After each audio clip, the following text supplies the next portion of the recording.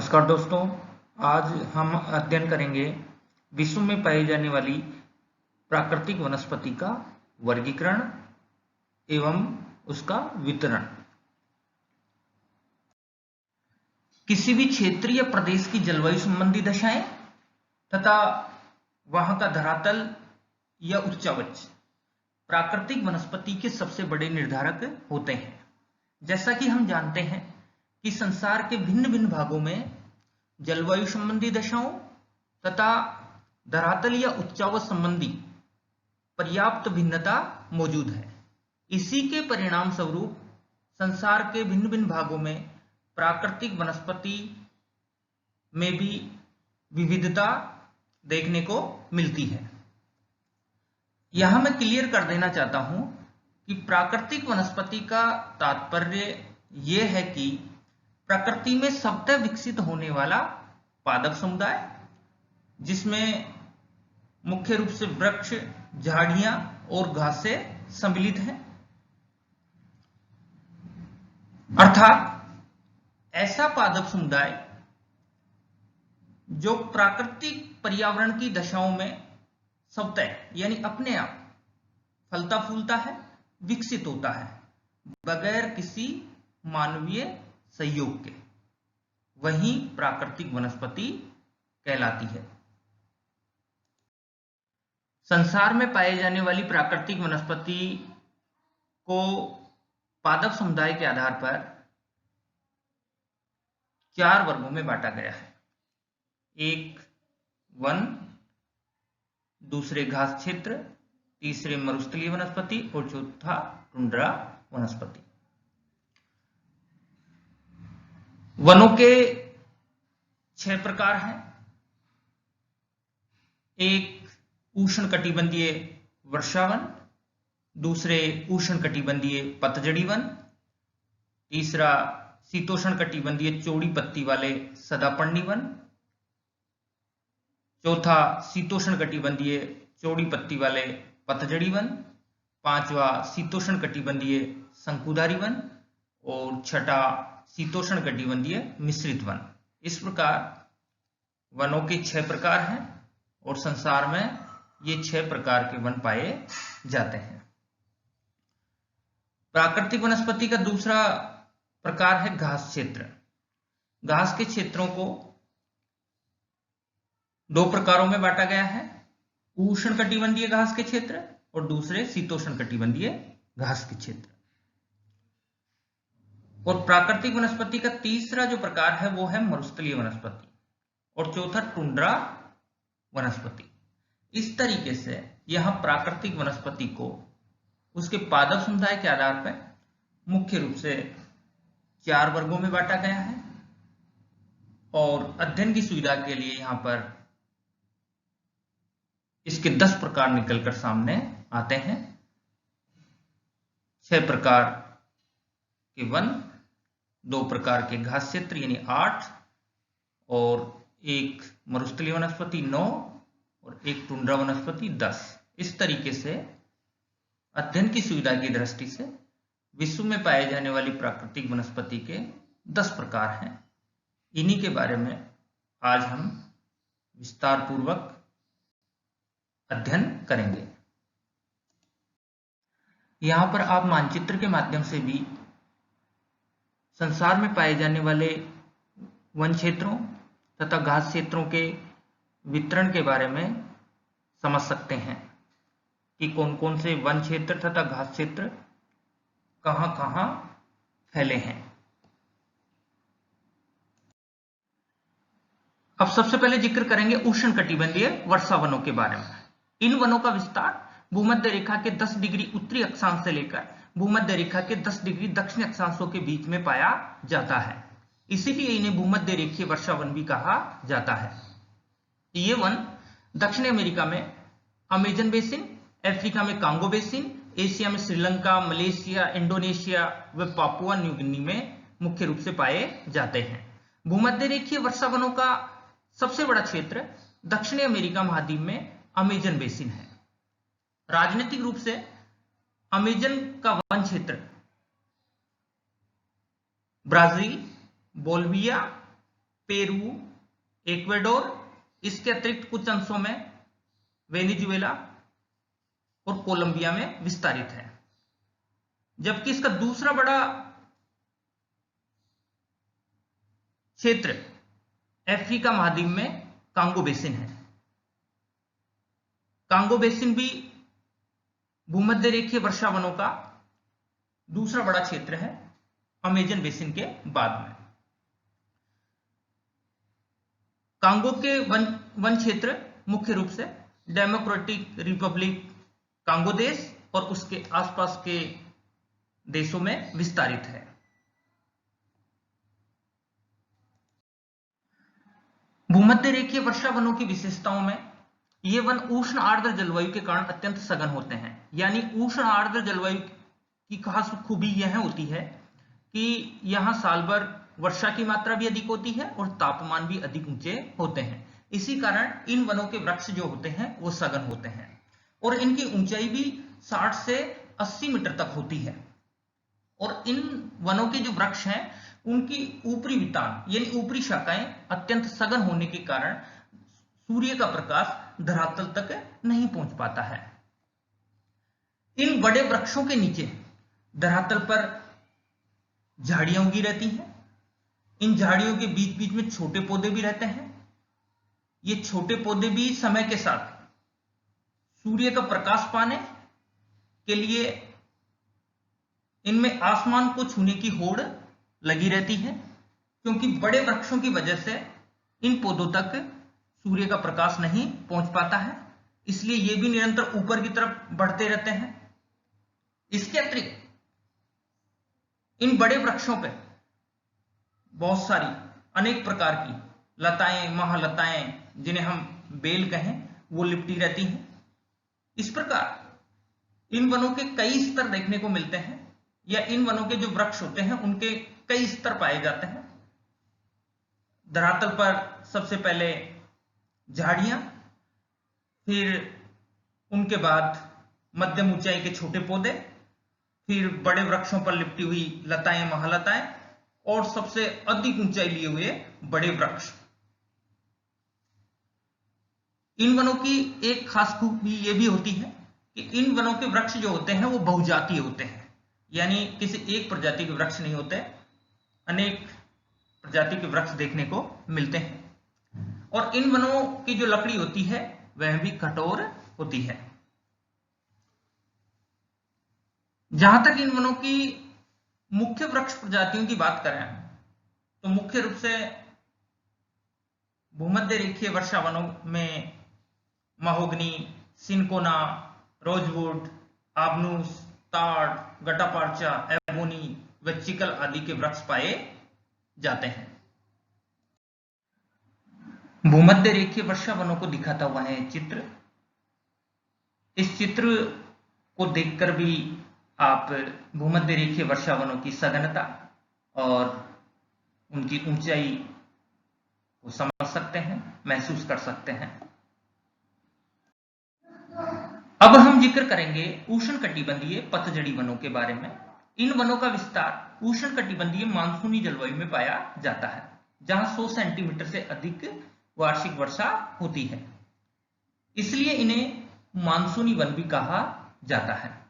इन वनों का वितरण मुख्य रूप से भूमध्य रेखा के दोनों ओर 10 डिग्री से लेकर 30 डिग्री अक्षांशों के बीच में पाया जाता है। राजनीतिक रूप से देखें तो एशिया में ये one Bharat, Pakistan, Bangladesh, Myanmar, Thailand, Cambodia, Laos, Vietnam और दक्षिणी चीन में पाए जाते हैं। जबकि अफ्रीका महाद्वीप में उसके पूर्वी तटीय भागों में, ब्राजील में भी पूर्वी तटीय भागों में, जबकि मध्य अमेरिका के देश और पश्चिमी द्वीप समूह में, खासकर बात करें मध्य अमेरिका के देशों में तो ये वन होंडुरास, निकारागुआ, कोस्टा-रिका आदि देशों में, जबकि पश्चिमी द्वीप समूह के जो देश हैं उनमें क्यूबा आदि में। इसके अतिरिक्त ये वन ऑस्ट्रेलिया के उत्तरी भागों में भी पाए जाते हैं। उष्णकटिबंधीय पतझड़ी वनों की विशेषताओं की बात करें तो एक विशेषता यह है कि ये वन भूमध्य रेखीय वर्षा वनों की तरह अधिक सघन नहीं होते हैं। इन वनों के वृक्षों की अधिकतम ऊंचाई 20 से 40 मीटर तक होती है और इन वनों के वृक्षों की खास खूबी यह होती है कि इन वनों के वृक्ष सर्दियों के अंत में एक साथ अपनी पत्तियां गिरा देते हैं, इसलिए इन्हें पतझड़ी या पर्णपाती वन कहा जाता है। इन वनों की वृक्ष प्रजातियों में साल, सागवान, शीशम, चंदन, गूलर, बरगद, पीपल, आम, जामुन, आंवला प्रमुख हैं। अब हम बात करेंगे वनों के तीसरे प्रकार शीतोष्ण कटिबंधीय चौड़ी पत्ती वाले सदापर्णी वनों के बारे में।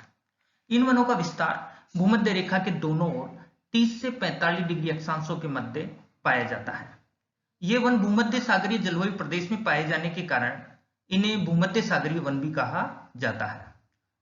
राजनीतिक रूप से इन वनों का विस्तार भूमध्य सागर के तटवर्ती देशों में, खासकर यूरो महाद्वीप के दक्षिणी भाग में स्थित देश, जिनमें पुर्तगाल के दक्षिणी भाग, Spain, France, Italy, Croatia, Bosnia Herzegovina और यूनान के भूमध्य सागरीय तटवर्ती भाग, एशिया में टर्की, सीरिया, इजराइल के भूमध्य सागर के तटवर्ती भाग, अफ्रीका महाद्वीप में मोरक्को, ट्यूनीशिया और अल्जीरिया के भूमध्य सागरीय तटवर्ती भागों में ये वन पाए जाते हैं। इसके अतिरिक्त उत्तरी अमेरिका महाद्वीप में कैलिफोर्निया, दक्षिणी अमेरिका महाद्वीप में चिली के मध्यवर्ती भागों में, दक्षिणी अफ्रीका देश के केप प्रदेश में तथा ऑस्ट्रेलिया के दक्षिणी पश्चिमी भागों में भी ये वन पाए जाते हैं। इन वनों की विशेषताओं को देखें तो इन वनों के वृक्ष सदापर्णी होते हैं, यानी हमेशा हरे भरे रहते हैं। इसका मतलब यह है कि इन वनों के वृक्ष पर्णपाती वनों की तरह एक साथ अपनी पत्तियां नहीं गिराते, बल्कि बारी बारी से गिराते हैं, इसलिए यह हमेशा हरे भरे दिखाई पड़ते हैं। इन वनों की जो जड़ें होती हैं, इन वनों के वृक्षों की जो जड़ें होती हैं वो गांठदार, उनकी छाल मोटी होती है एवं पत्तियां चिकनी होती हैं, जो ग्रीष्म ऋतु में इनको वाष्पीकरण से बचाती हैं। इन वनों की वृक्ष प्रजातियों के बारे में बात करें तो इनमें पाइन, फर, सिडार, साइप्रस, जूनिफर, यूकलिप्टिस, अंजीर, सैतूत, जैतून, ओक आदि प्रमुख हैं।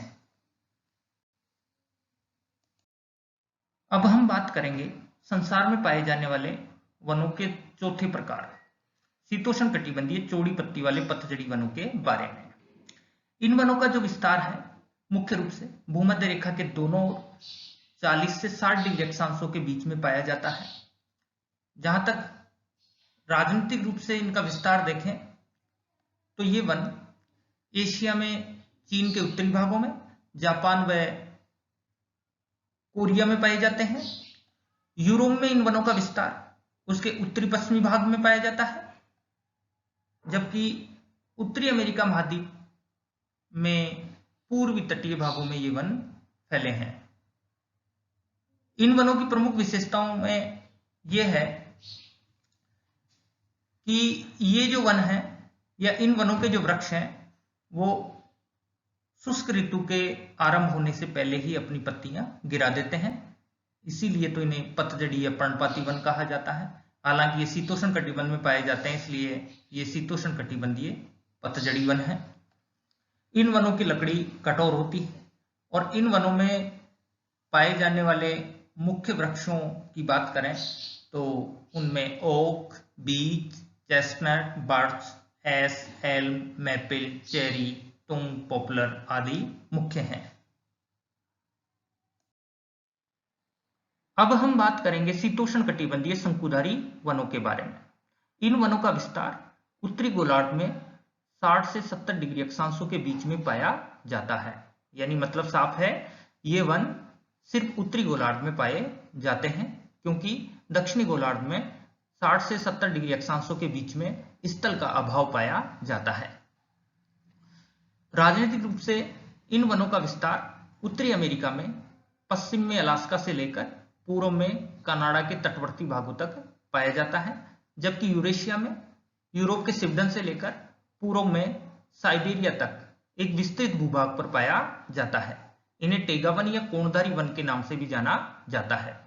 इन वनों की खास खूबी ये होती है कि ये वन सदापर्णी होते हैं, यानी इन वनों के वृक्ष कभी भी एक साथ अपनी पत्तियां नहीं गिराते, इसलिए ये सदैव हरे भरे दिखाई पड़ते हैं। इसके अतिरिक्त इन वनों के वृक्षों की पत्तियां नुकीली तथा नीचे की तरफ झुकी हुई होती हैं। ऐसा इसलिए होता है कि जिस प्रदेश में ये वन पाए जाते हैं वहां कठोर शीत ऋतु होती है और सर्दियों में बड़ी मात्रा में हिमपात होता है। इस कठोर शीत ऋतु से बचने के लिए इन वृक्षों की पत्तियां नुकीली तथा नीचे की तरफ झुकी होती हैं, ताकि हिमपात इन पत्तियों पर टिके नहीं, सीधा जमीन पर जमा हो जाए। इस प्रकार इन वनों के वृक्ष कठोर शीत ऋतु से मुकाबला कर पाते हैं। इसके अतिरिक्त इन वनों की जो लकड़ी होती है मुलायम होती है और जिसका कागज व लुगदी उद्योग में बड़े पैमाने पर उपयोग किया जाता है। आप समझ सकते हैं कि इन वनों का महत्व हमारे लिए कितना है, क्योंकि इन वनों का कागज व लुगदी उद्योग में बहुत ही बड़ा महत्व है और कागज का हमारे जीवन में क्या महत्व है हम भलीभांति समझते हैं। इसके अतिरिक्त इन वनों में जो वृक्ष पाए जाते हैं वो मुख्यतः एक ही प्रजाति के होते हैं। इन वनों की वृक्ष प्रजातियों में मुख्य रूप से बर्च, स्प्रूस, पाइन, लार्च एवं फर मुख्य है। शंकुधारी वनों को दिखाते हुए इस चित्र के माध्यम से भी आप शंकुधारी वन प्रदेश की जलवायु, इन वृक्षों की ऊंचाई, इनके आकार को समझ सकते हैं, उसको अनुभव कर सकते हैं।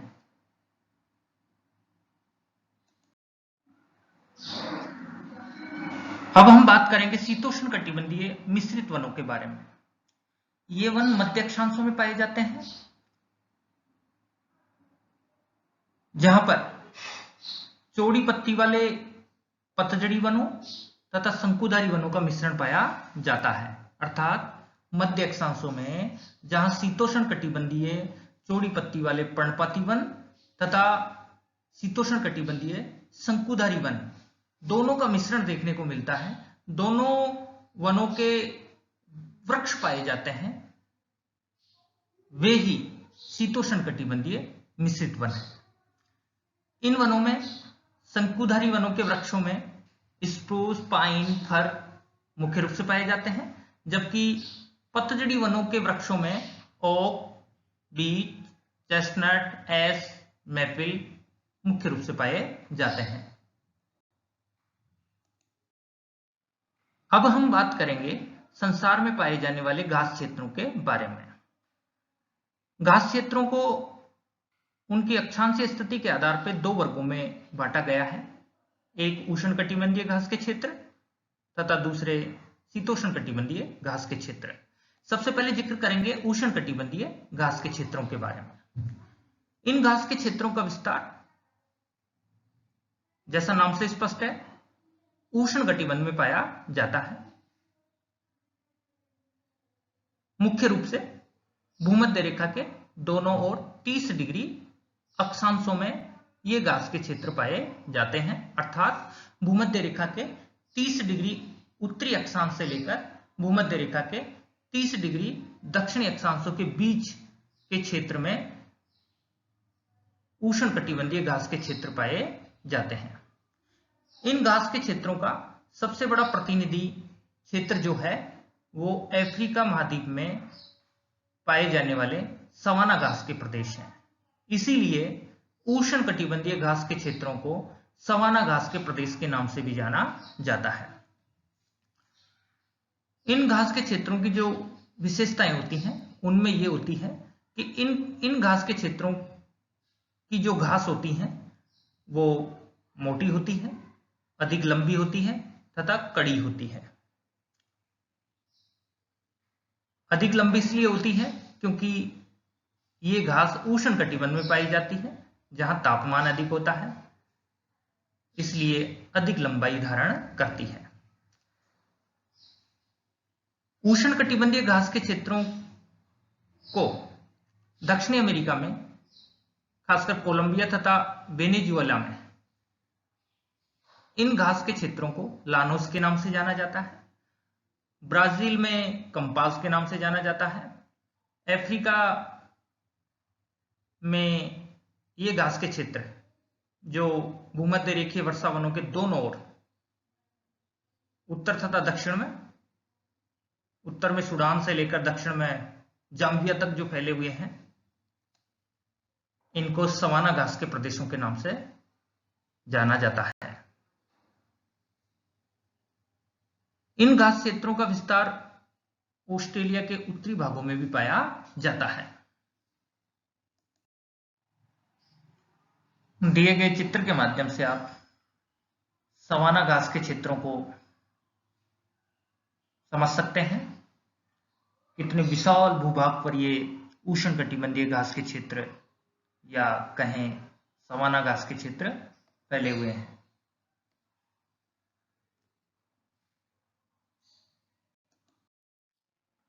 अब हम बात करेंगे शीतोष्णकटिबंधीय घास के क्षेत्रों के बारे में।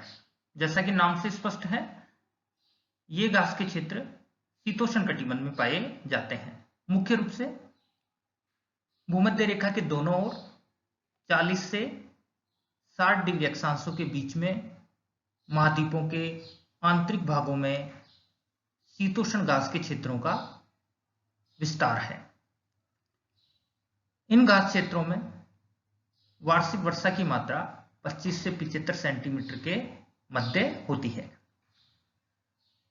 शीतोष्णकटिबंधीय घास की जो खास खूबी होती है वो ये होती है कि यह घास छोटी होती है, मुलायम होती है तथा पशु आहार की दृष्टि से पौष्टिक होती है। जबकि अभी आपने जाना है उष्णकटिबंधीय घास इसके उलट लंबी, कड़ी होती है, जबकि शीतोष्णकटिबंधीय घास छोटी, मुलायम तथा पौष्टिक होती है। इन घास के क्षेत्रों को मध्य एशिया में स्टेपिस के नाम से, उत्तरी अमेरिका में जो ये संयुक्त राज्य अमेरिका व कनाडा के आंतरिक भागों में फैले हैं इन्हें प्रेरीज के नाम से, दक्षिणी अमेरिका में खासकर अर्जेंटीना व उरुग्वे के मध्य जो फैले हैं पंपास के नाम से, दक्षिणी अफ्रीका में इन्हें वेल्स के नाम से, ऑस्ट्रेलिया में इन्हें डाउन्स के नाम से जाना जाता है। दिए गए मानचित्र के माध्यम से भी आप उष्णकटिबंधीय घास के क्षेत्र तथा शीतोष्णकटिबंधीय घास के क्षेत्रों के वितरण को समझ सकते हैं। अभी हमने उष्णकटिबंधीय घास के क्षेत्रों को जाना और मानचित्र में साफ साफ दिखा रखा है। उष्णकटिबंधीय घास के क्षेत्रों को वेनेजुएला और कोलंबिया में लानोस के नाम से जाना जाता है, ब्राजील में कंपास के नाम से, और इसका सबसे बड़ा प्रतिनिधि जो क्षेत्र है वो है अफ्रीका के सवाना घास के क्षेत्र। इसीलिए तो इसे सवाना घास के प्रदेश के नाम से भी जाना जाता है। जबकि शीतोष्ण घास के जो क्षेत्र हैं वो शीतोष्ण कटिबंध में पाए जाते हैं, जिन्हें उत्तरी अमेरिका में प्रेरीज, दक्षिणी अमेरिका में पंपास, दक्षिण अफ्रीका में वेल्स, ऑस्ट्रेलिया में डाउन्स,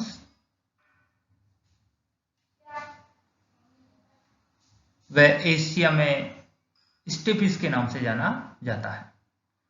शीतोष्णकटिबंधीय घास के क्षेत्र आज वर्तमान में इनके कुछ भागों में पशुचारण किया जाता है, बाकी अधिकांश हिस्सों पर व्यापारिक अन्न उत्पादक कृषि का विस्तार हो गया है। अब हम जिक्र करेंगे मरुस्थलीय वनस्पति के बारे में।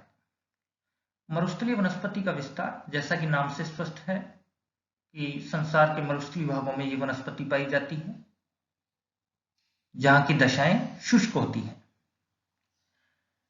मरुस्थलीय वनस्पति के विस्तार की बात करें तो यह वनस्पति एशिया महाद्वीप में अरब, ईरान, गोबी, थार व तुर्कमेनिस्तान के मरुस्थलीय भागों में पाई जाती है, जबकि अफ्रीका महाद्वीप में उत्तर में फैले सारा के मरुस्थल तथा दक्षिण में फैले कालाहारी के मरुस्थल में यह वनस्पति पाई जाती है। जबकि उत्तरी अमेरिका की बात करें तो यहाँ ग्रेट बेसिन,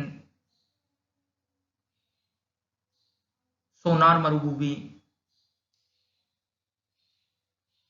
आदि में मरुस्थलीय वनस्पति का विस्तार पाया जाता है।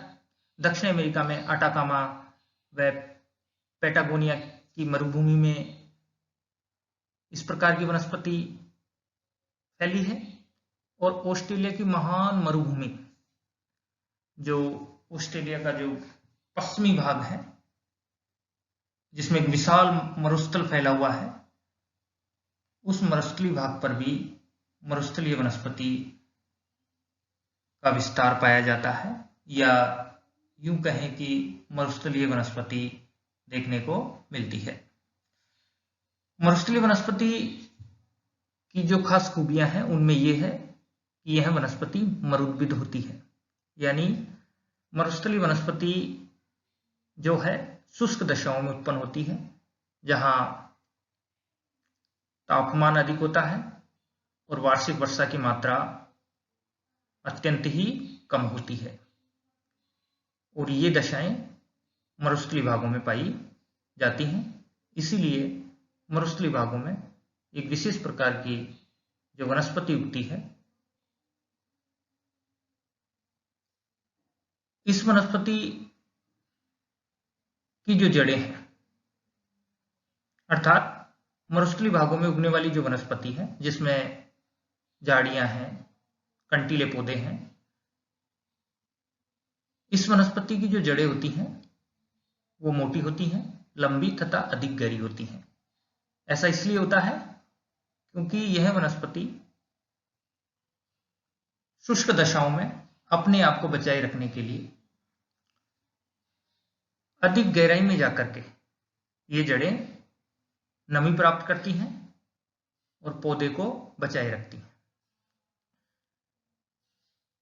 मरुस्थलीय वनस्पति में पाए जाने वाले जो पेड़ हैं या झाड़ियां हैं, उनके तने खुरदरे, पत्तियां छोटी और कांटेदार होती हैं, जिससे कम से कम वाष्पीकरण होता है और कम नमी के सहारे भी वह पौधा या वह झाड़ी अपना अस्तित्व बचाए रखती है, अपने आप को जीवित रख पाती है। जहां तक मरुस्थलीय वनस्पति में जो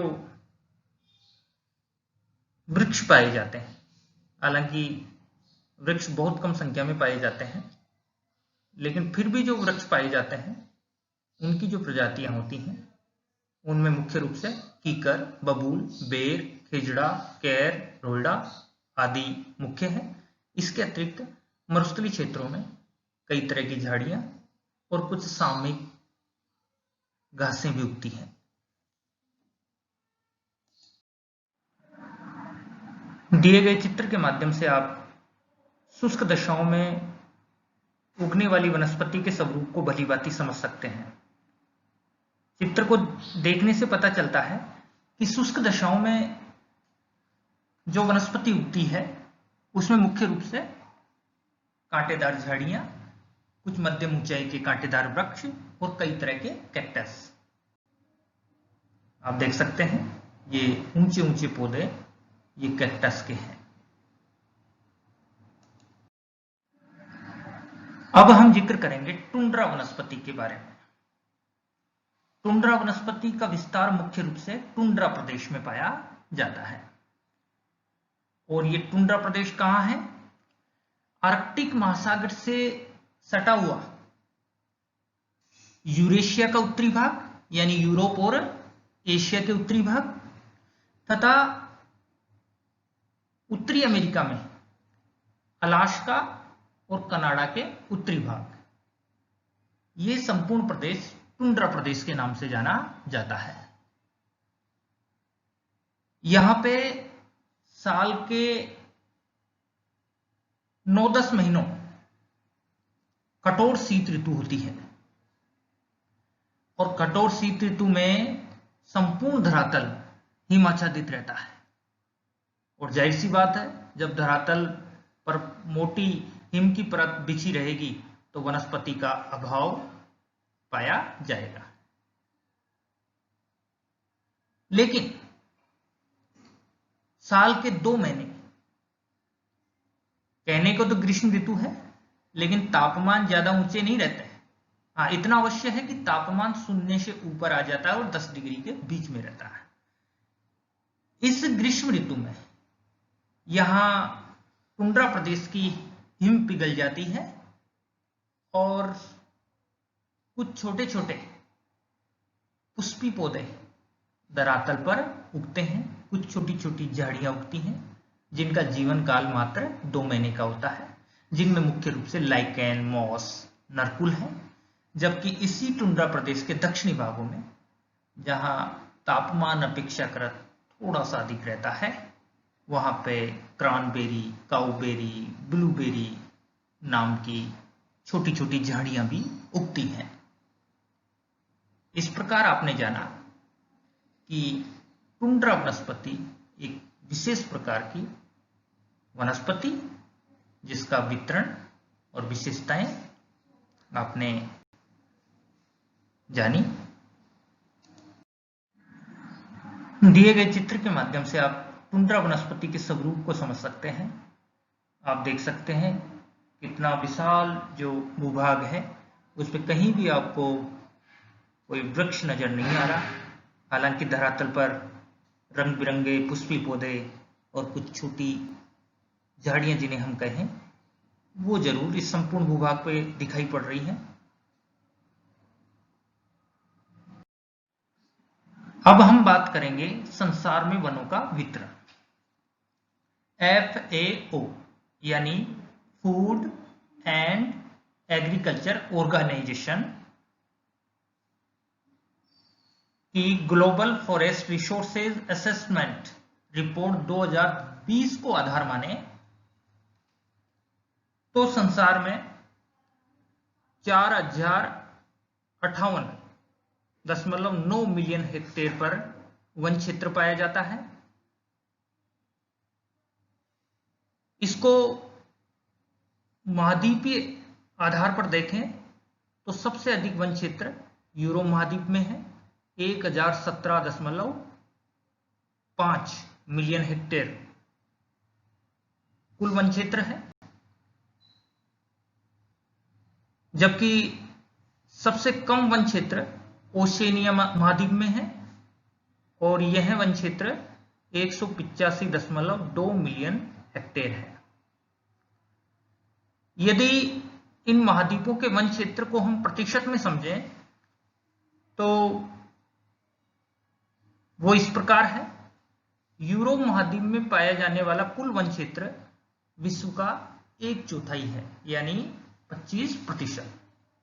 दूसरे नंबर पर दक्षिणी अमेरिका का कुल वन क्षेत्र विश्व के कुल वन क्षेत्र का 21% है, जबकि उत्तरी अमेरिका में 18%, अफ्रीका में 16%, एशिया में 15% और ओसेनिया का जो कुल वन क्षेत्र है वो वैश्विक वन क्षेत्र का 5% है।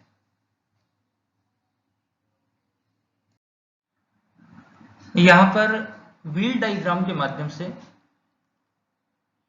अलग अलग महाद्वीपों का वन क्षेत्र वैश्विक वन क्षेत्र के प्रतिशत के रूप में दिखाया गया है, जो कि अभी हमने टेबल के माध्यम से भी जाना है। यूरोप का वन क्षेत्र वैश्विक वन क्षेत्र का 25%, दक्षिण अमेरिका का 31%, उत्तरी अमेरिका में 18%, अफ्रीका में 16%, एशिया में 15%, ओशिनिया में 5%। इस प्रकार कुल वैश्विक वन क्षेत्र 100%। महाद्वीपों के हिसाब से अलग अलग बांटकर इसको चक्र आरेख कहें या पाई डायग्राम कहें, इसके माध्यम से प्रदर्शित किया गया है। आपके सामने दी गई तालिका में विश्व के 5 सर्वाधिक वन क्षेत्र रखने वाले देशों को दिखाया गया है। इसमें प्रथम स्थान पे है रूसी फेडरेशन यानी रूसी संघ। इसका कुल वन क्षेत्र है 815.3 मिलियन हेक्टेयर। रूसी संघ का कुल वन क्षेत्र विश्व के कुल वन क्षेत्र का 20% है, या यूं कहें कि विश्व के कुल वन क्षेत्र का 5वां हिस्सा अकेले रूसी संघ में है।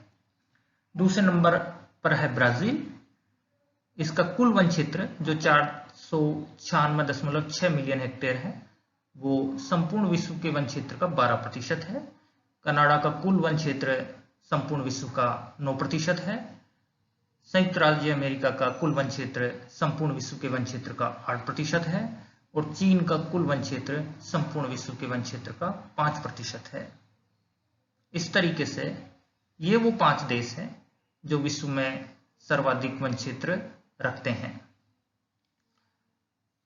इन आंकड़ों का आधार है FAO global forest resources assessment report 2020।